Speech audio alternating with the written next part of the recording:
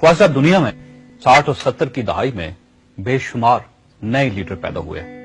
इनमें इंडोनेशिया के सुकार्नो भी थे, मिस्र के सादात और जमाल अब्दुल नासिर भी, इंडिया की इंदिरा गांधी भी, अमेरिका के जॉन एफ कैनेडी भी, ईरान के आयतुल्लाह खमेनी भी, उर्दन के शाह हुसैन भी, सऊदी अरब के शाह फैसल भी, इराक के सदाम हुसैन भी, क्यूबा के फिडेल कास्त्रो भी, बरतानिया की मार्गरेट थैचर भी, लीबिया के कर्नल कजाफी भी, फलस्तीन के यासर अरफात भी, मलेशिया के महातिर मोहम्मद भी और जनूबी अफ्रीका के नेल्सन मंडेला भी।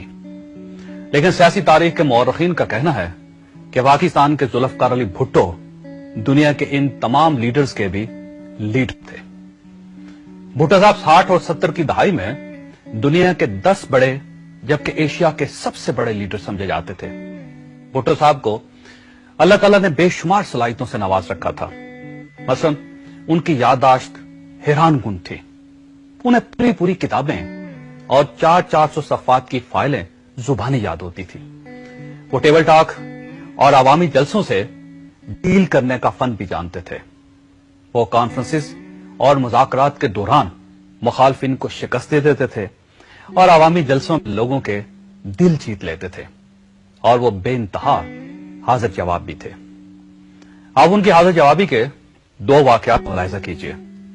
भुट्टो साहब वजीर खारजा की हैसियत से 1963 में अमेरिका के दौरे पर गए।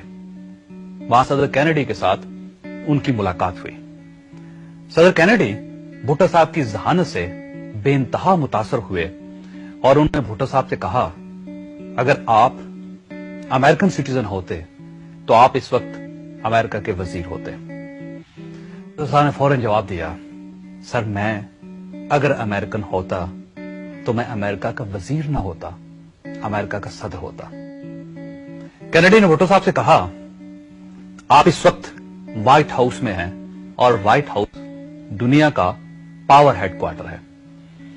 भुट्टो साहब ने फौरन जवाब दिया, और दुनिया का पावर हेडक्वार्टर इस वक्त मेरे पांव के नीचे है। भुट्टो साहब सोते भी कम थे, खाते भी कम थे और ब्यूरोक्रेसी की सुनते भी कम थे। पाकिस्तान में नाज़रीन 30 साल तक लीडर्स ने गरीबों, किसानों, मजदूरों और हारियों की बात की। लेकिन भुट्टो साहब पाकिस्तान के पहले लीडर थे जिन्होंने हारियों, मजदूरों, किसानों और गरीबों के दुखों को आवाज दी, जिन्होंने इन्हें फर्श से उठाकर सीने के साथ लगा लिया। और ये जुल्फकार अली भुट्टो के इक़्तिदार के आखिरी दिनों की बात थी। भुट्टो साहब के पुराने साथी उन्हें समझाते थे, आप एहतियात से काम लिया करें, आप अमेरिका को यूं न ललकारा करें। अमेरिकन इंतकाम के मामले में बड़े संगदिल हैं। आप मजदूरों और किसानों की बात न किया करें। सरमायादार दुनिया आपको अपना दुश्मन समझ रही है। आप फौज को भी बैरकों तक महदूद करने की बात न किया करें। जर्नैल आपके गिर्द घेरा तंग कर देंगे। आप इंडिया को भी ना ललकारें, यह आपके खिलाफ साजिशें करेगा।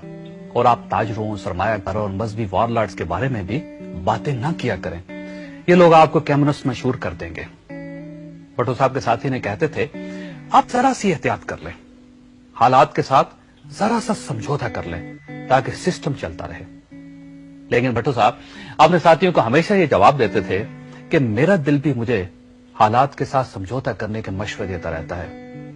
मैं भी चाहता हूं अमेरिका के मामले में, सरमायादारों के मामले में, फौज के मामले में और मजहबी जनूनियों के मामले में एहतियात किया करूं। लेकिन फिर जब मैं लाड़काना, लाहौर, पेशावर और नौशकी के गरीब हारियों, मजदूरों और किसानों को देखता हूं तो मैं बेबस हो जाता हूं और मैं अपने आप से कहता हूं, जुल्फकार, अगर तुमने भी समझौता कर लिया तो इस गरीब कौम का मुकद्दर कौन बदलेगा? इनका साथ कौन देगा? गरीबों के वो ख्वाब जिन्होंने भुट्टो और मोहतरमा बेनजीर भुट्टो की पलकों में जन्म लिया था, क्या वो ख्वाब आज भी ताबीर की तरफ सफर कर रहे हैं?